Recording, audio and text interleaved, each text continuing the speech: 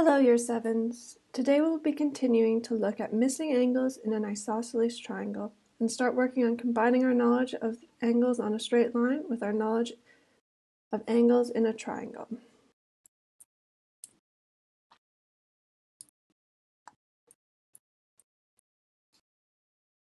We will remember from last lesson that an isosceles triangle has two equal angles and two equal side lengths. The two equal angles are known as the base angles, and the third angle is known as the non-base angle. Tuesday we learned how to find the base angles. Today we will learn how to find a non-base angle. Finding the missing non-base angle. If we look at this triangle here, we can see that it is an isosceles triangle with an angle of 45 degrees, so therefore B has to be 45 degrees as well. To find out what A is, we double our base angle, then we subtract our product from 180 degrees to get 90 degrees. So our non-base angle A has to be 90 degrees. For this triangle, our base angles are 65 degrees, so we double 65 degrees, which equals 130 degrees. We subtract that from 180, we get 50 degrees. Therefore, G is 50 degrees. Here we have our base angle as 57.5 degrees, so we times 57.5 by 2, and we get 115, and then we subtract 115 from 180, and we get 65, therefore our non-base angle is 65 degrees. Now I want you to pause the video and try to find each non-base angle in the triangle.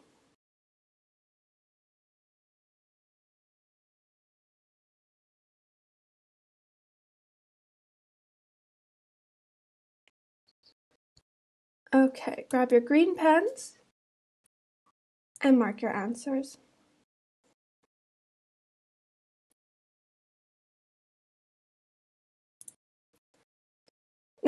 Now we will look at putting everything we know about angles on a straight line and angles in a triangle. We know that angles on a straight line must sum up to 180 degrees. So if we look at these two angles here, 63 and 117 have to add up to give us 180. And we know that angles in a triangle sum to 180 degrees. So if we take 63 plus 63 plus 54, we will get 180 degrees.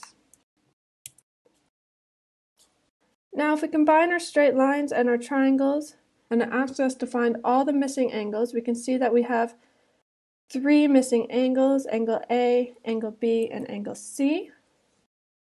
First we'll look at finding angle A, and I can tell right away that this is an isosceles triangle thanks to the dashes on the equal sides and the dashes on the equal angles. Therefore I know right away that angle A is equal to 63 degrees. To find angle B, our non-base angle, we just double 63 degrees, which gives us 126. We subtract that from 180, and we get 54 degrees.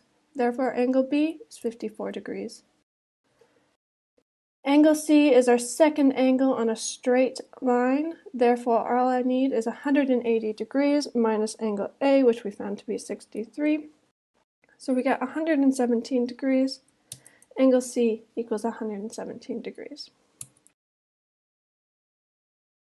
Here we are also missing another three angles: angle A, angle B, and angle C.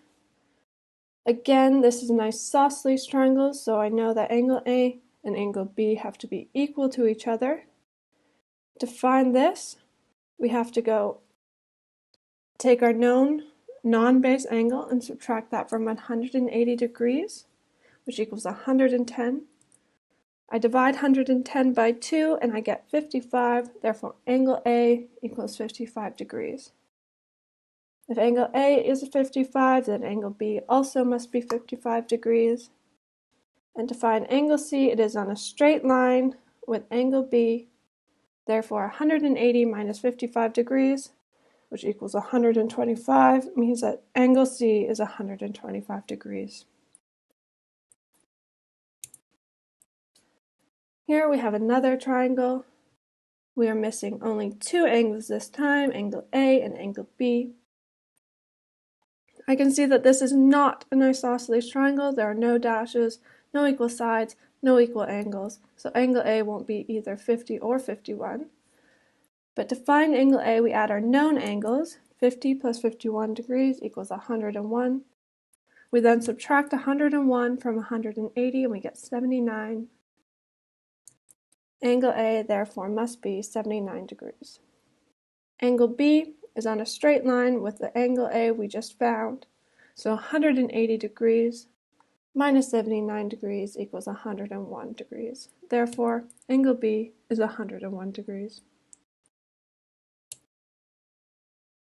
Looking at this triangle here, we have two straight lines coming off of it, four unknown angles, angle M, angle N, angle P, and angle R. This time it is an isosceles triangle, so I can see right away that this angle and this angle will be equal to each other, so I already know that angle M has to be 65 degrees. To find angle N, which would be our non-base angle, we would double our base angle of 65. We get 130, and subtract that from 180, and we get 50. Therefore, angle N is 50 degrees. Now we find angle P, which is on a straight line with angle N. Therefore, we'd have to take 180 degrees minus our angle N, which is 50 degrees, and we get 130 degrees. Therefore, angle P equals 130 degrees. Angle R is on a straight line with angle M. Therefore, it's 180 degrees minus 65 degrees, which equals 115. Therefore, angle R equals 115 degrees. Now it's your turn to try. I want you to pause the video and find each missing angle.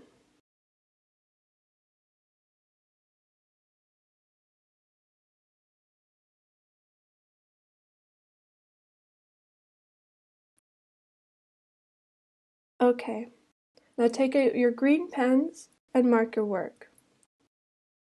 I know there's a lot to mark here. I'm going to try and go through each question so that we understand where we're getting all of our angles from.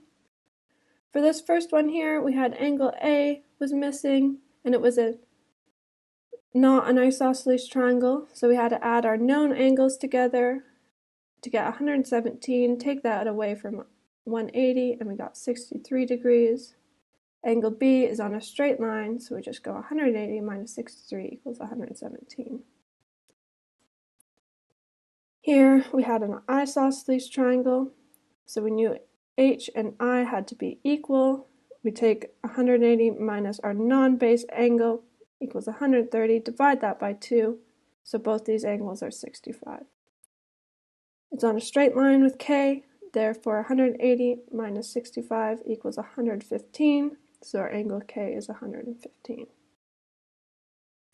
Here we had four missing angles, angle A, B, C, and D. Angle A, because this is an isosceles triangle, we know that these two angles are equal, so angle A was 55 degrees.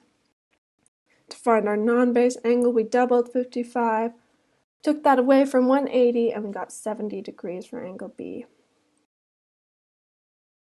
Angle C was on a straight line with 55 degrees, so we took 55 away from 180, and we got C equals 125 degrees. Angle D was on a straight line with angle B, which we found earlier, so we took 180 minus 70 degrees, and D equals 110 degrees. Here, another isosceles triangle missing three angles. We know that angle A has to equal this angle over here, so it's 25 degrees. Angle B was our non-base angle, so we doubled 25 degrees and took that away from 180, and we got 130. Angle C was on a straight line, so we took 180 minus 130, and angle C was 50 degrees. Make sure you mark all of your work and write down anything that you got incorrect, because these are going to be the examples you come back and look at when you're doing your quiz. Now it's time to do your quiz on Show My Homework for your independent work. If you're having any problems, feel free to contact me on there. Make sure if you're struggling, you go back to watch the video as well for some examples. Have a good day, guys.